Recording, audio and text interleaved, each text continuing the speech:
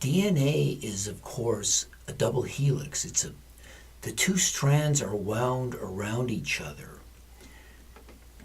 During DNA replication, the two strands are separated at the replication fork.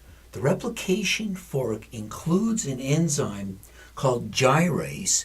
The gyrase breaks one of the phosphodiester rails and allows the DNA to spin against the other rail, so that the constraint of separating them is taken care of by gyrase. And then the DNA polymerase spirals around the single strand, making the spiral as it goes.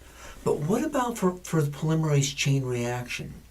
In the polymerase chain reaction, the DNA is melted.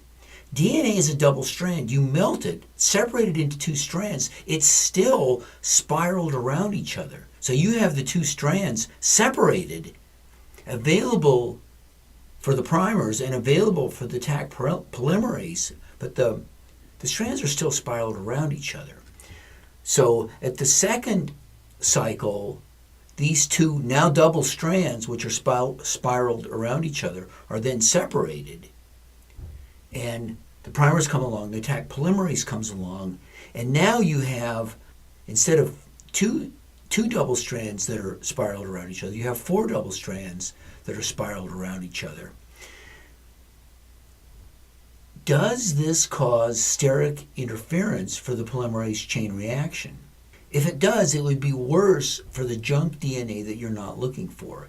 The junk DNA that you're not looking for, the extra stuff, is much longer.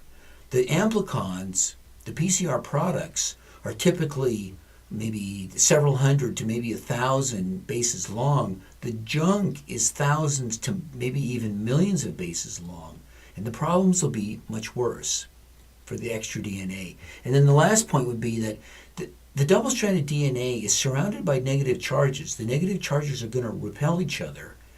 And the DNA is almost infinitely slippery against itself. The DNA has no tendency whatsoever to stick to itself.